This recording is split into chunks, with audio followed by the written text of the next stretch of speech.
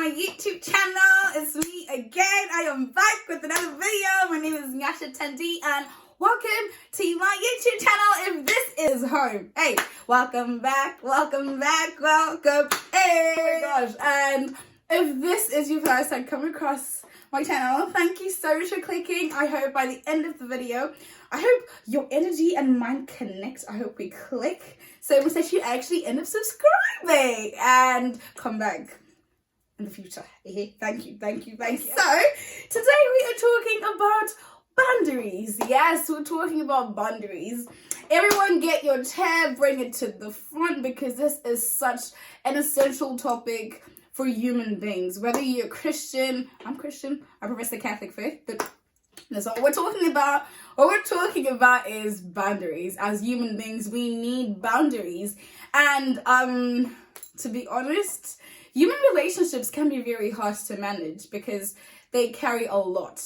It is difficult to just manage yourself and your emotions and everything that is just attached to you, let alone when there's another person in the mix. And more people in the mix just means more complications. And we just need to know how to deal with that. We need to learn how to deal with exactly what comes up in our friendships, in our romantic relationships, in our relationships with our colleagues, our relationships with our parents, and everything. So today we're talking boundaries. So let's get to it. Okay, so what are boundaries? Basically, a boundary is a point that should not be crossed. So when I say what's your boundaries, I mean, hey, don't forget we've put a line here, don't cross it. If a child is playing with her sibling and they've established a boundary, when it starts to become rough, the parent or the child can say, hey, don't forget we've put a boundary here, you know. That's just how I intend to parent my kids. But anyway, we need boundaries in all our relationships. And why do we need boundaries? Boundaries prevent a lot of commotion. They prevent a lot of commotion because most times when a boundary has not been put in place, what we have is a situation where everyone is just doing what they want to do, and this can lead to a lot of problems. For instance, if you have not set any boundaries in your relationship with your potential spouse, your potential boyfriend, whatever you want to call them, like, please stop adding all these new talking stages to like pre-talking stage and like pre. Anyway, if you have not established a boundary with a person you're getting to know or your boyfriend, yada, what can happen is it becomes certain topics may become points of contention. What you might have is expectations not being voiced, and as a result, there's problem. Hey, another problem. And we don't want problems. What we want is peace in our relationships, and we want to grow and continue learning about ourselves and how best we can love the people who are closest to us. I just want to talk about first is, I'm just going to talk about three main boundary areas. We need spiritual boundaries, we need physical boundaries, and we need emotional boundaries. I'll start with emotional boundaries because I feel like this is one we tend to cross a lot. And if you haven't crossed that one, glory be to God for your sake, because like you've been delivered, like the rest of us. We have all suffered from one boundary issue or another emotion. Emotional boundaries are just measures we put in place in our different relationships to ensure that our emotional well-being is safeguarded. So for instance, if you have a friend who in your head or in your heart is your best friend, but in their head and their heart, you're not necessarily their best friend, it means you will find yourself with different boundaries than they do. And this is inevitable, obviously, because we don't love people the exact way, in the same manner, in the same way. So obviously that's bound to be the case, but we need emotional boundaries so that we stop ourselves from getting hurt. For instance, if you just recently met someone, you need to put the emotional boundary in place to say, we're not dating yet, so I shouldn't catch feelings too quickly. Hey, this one is a true one, guys. Like, in fact, I think this is actually a problem for me. at least. So this is something I'm aware of now. Like, this is actually a problem that I have. Like, at times I will forget to put that emotional boundary, and before you know it, you start treating that person like they're your spouse. You start doing things that you're not supposed to be doing because you're not there yet. But then in your head, because you haven't put that boundary, it becomes a problem. And then, you know, you've got higher expectations, and then things don't work out and you're more heartbroken than you should have been because you did not put emotional boundaries in place. Physical boundaries are the boundaries we most certainly need in relationships that are premarital, especially. So for instance, if you are Christian, and even if you're not Christian, because I feel like fornication is a problem, like whether you're Christian or not. But anyway, let's say you are celibate for one reason or the other. I will use the Christian point of view because I'm a Christian. I profess the Catholic faith. So yes, as a Christian young woman, boundaries are essential. Or as a Christian young man, boundaries are essential with your person. No, actually, with the person you're getting to know, your partner, because you're nobody's person. But anyway, so how like your God's person now.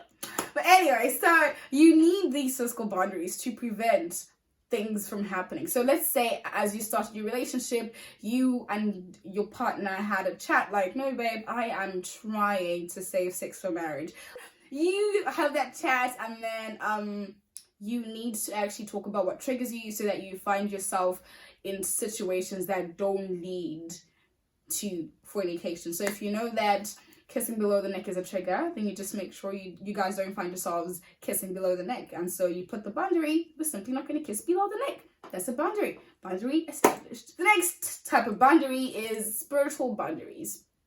Such an important issue when you talk about in today's world, because we have everyone talking about spirituality and agnosticism and all these things, new age movements, and we are tired. Ugh. But anyway, that's not the point. The point is, as a person of faith, if you profess the Christian faith, for instance, you need to have spiritual boundaries to say, hey, like, when so and so says so and so to me, I'm not just going to rush and start acting, because at the end of the day, you listen to what God says. So if your pastor or your priest says something and you strongly feel, no, actually, you still need to pray over like what you're told, because at the end of the day, God needs to tell you what to do. So a spiritual boundary is just remembering the fact that you take orders from God. So everyone else can give you suggestions and recommendations, but the ultimate decision lies with you because you take orders from God. I'm a Christian person. I'm a Catholic Christian. On Sunday, I'm going to go to church, and after church, in the evening, I'm going to go to a place where they're doing tarot card reading or palm reading, and they're doing all these things that just are related to new age spiritualism, and which is very much in contradiction to our Christian faith. And you go and you decide, nah, I am clever, I can do it, I can get the birth of that, I can get the birth of I can get the best of both worlds and just go meddle in like God stuff in the morning, and then at night I can go meddle in the devil's aura, you know. And then you find yourself at the end of the day, you're confused, or you have problems in your faith, and your faith is failing, or you're confused about a lot of things that you were certain about before. It's because you have mixed spiritual practices, even as Christians, because people have different doctrines. I'll be very honest with you. I generally don't tend to go to people's churches because I did that once, and when I did go to my friend's church, they had doctrinal teaching that I did not agree with, which I had not been taught. It, in fact, contradicted what I had been raised to believe and what I firmly and personally hold true. So I just don't tend to go to people's churches. If you are the type of person who likes to go to people's churches, now you do yourself, do you please. But I'm just saying, for me, I don't, because you, at the end of the day, like mixing all these doctrines and mixing everything in a bid to be ecumenical, you actually find yourself getting confused about things that you're not meant to be confused about. So if you go to one place to tell you, oh, infant baptism is bad, and then you've been baptized as an infant and you have believed this and you know it is true, it is good, and then you get confused in the end, and then it's a problem. You just need to remember the problem was not the differences in doctrines. The problem is that you failed to put that boundary to say, you know what, just because my friend has invited me to go to their church doesn't mean I have to order that invitation and tag along. And even if you do go, doesn't mean you have to take in everything that's said, because at the end of the day, you need to protect what you take in spiritually. But I want to talk about like oversharing in friendships today. That's what I want us to talk about. I want us to focus on like boundaries in friendships. So a boundary in a friendship is a very essential thing because it governs how your friendship is. So from what you share to what's expected of you, all these things are governed by these boundaries. So for instance, if I know that I have the boundary of saying I won't spend more than $10,000 going to my friend's wedding or going to my friend's birthday party or going to my friend's whatever, like I won't spend buying Ashobi, buying this, buying pereka things, like if you know you're not going to do that, at the end of the day, it's a boundary you have established. So even when it comes to this friend saying, oh yeah, like I'm having a birthday party, you need to contribute 12,000, you know, I am not crossing the line because I have set this boundary. So it helps you navigate matters and communicate your boundaries or communicate expectations. Going back to the first analogy of a best friend that you think is your best friend, but they're actually not your best friend like that, the boundaries you typically have would be different from the boundaries your best friend has, because you view them as your confidant and they don't. So you find yourself oversharing and then you end up feeling hurt that they don't tell you anything. In actual fact, they want to tell you, but they tell you what they feel you need to know. They just don't tell you what they think you don't need to know, because in their head they don't view you like that. And that's exactly why it's essential to have boundaries, to talk even about these boundaries. Do you have a boundary that you have established in your friendship? Feel free to talk about it. Even if you don't talk about it, just remember, I have it at the back of your head that there needs to be some boundary in place.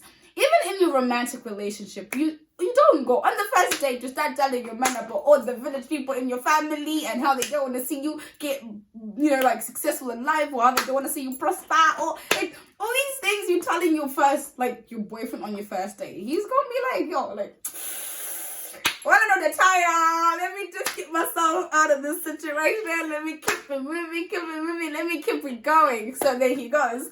With your friend, if you keep telling her about what's happening in your relationship and you notice that she never tells you, perhaps this is a boundary that she has already put, which in a way she's inviting you to do the same. If you don't, like, we're growing up, you know, these are not relationships we had in high school where, like, he texts you, you take a screenshot, send it to your friend, he gets you this, you take a picture and you send it to your friend. Like, you don't have to overshare every single thing that happens in your relationship with your friends. Like, no matter how close you guys are, you don't need to be telling them every single thing. And that is okay. It's a boundary you have established.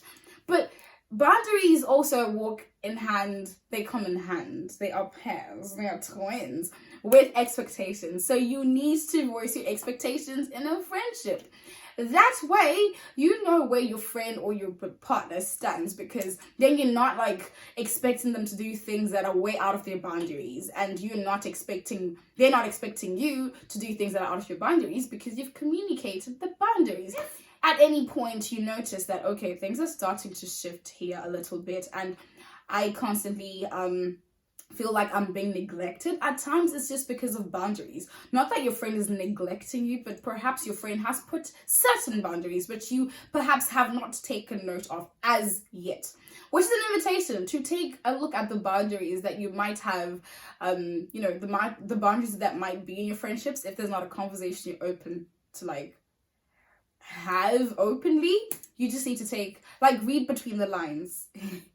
Learn to read between the lines. If you're the one who's always telling your friend, hey, so this happened, and they never tell you anything, it is simple, guys. Like, they have drawn the line with what they can share with you for one reason or another. So avoid oversharing. Like, oversharing is such a terrible thing, because at the end of the day, you, at the very least, you feel like you're underappreciated, you're not loved enough, or like you tell them everything and they don't tell you anything. Why do you even want to know what's happening in people's lives a bit? Hey, don't you have your own problems in this world? Don't you have like enough things to worry about before worrying about what your friend is doing, or what your friend is doing with who? And like, how's that your business? You know, like, it's really none of your business, if I'll be very frank with you. If you feel like you need to start working on boundaries, the first thing I would highly recommend is to actually make a list. Yes, take a piece of paper and a pen or a pencil or a glitter pen or whatever. Like, use ketchup, use lipstick, I don't care. But take a piece of paper.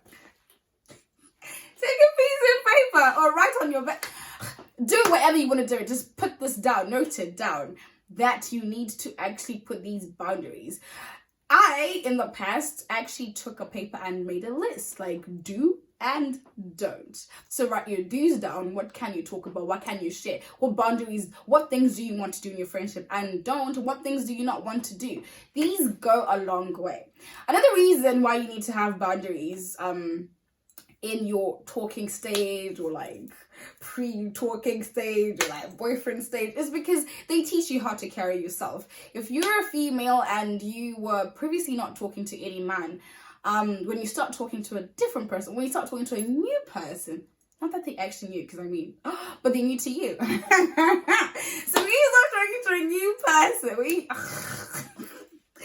you start talking to someone, when a new face comes into your space, comes onto your radar, what you find yourself doing is you need to actually have these boundaries so that they teach you how to carry yourself. For instance, if before you were talking to 85 men and kind of openly discerning with 85 men, now when someone comes into the picture and you're seriously like taking a look at what they do and how they do things, and seeing if this person is actually a good fit for you to date or eventually marry, then how you carry yourself has to change. You can't carry yourself like you did before you had anyone in the picture, and you cannot carry yourself the same way like you're in a talking stage when you're in a relationship, an actual serious relationship. Neither can you carry yourself like you're in a talking stage when you're actually engaged to be married. So every stage has its own boundaries, and these boundaries go ahead to teach you how to carry yourself and how to act. So I know this video has helped. If it has not helped you, whoever has not been helped by this video, fire that one. Okay, I'm joking. But if this video did not help you, then please actually share it. Yes, I am certain another person out there would definitely find the video helpful, because I mean, yeah, like what you don't know, another person knows. What you know, another person doesn't. So please share please share the video. If you liked the video, if you got something, no matter how small, don't forget to give it a big fat thumbs up, thumbs up, thumbs up. Hey, hey, hey. I will see you in my next video. Hey, I'll see you in my next video, and I hope God continues to bless you and guide you and teach you and show you those boundaries. Really, you need to put those boundaries in. And right now my boundary is that I'm not going to exceed filming this video.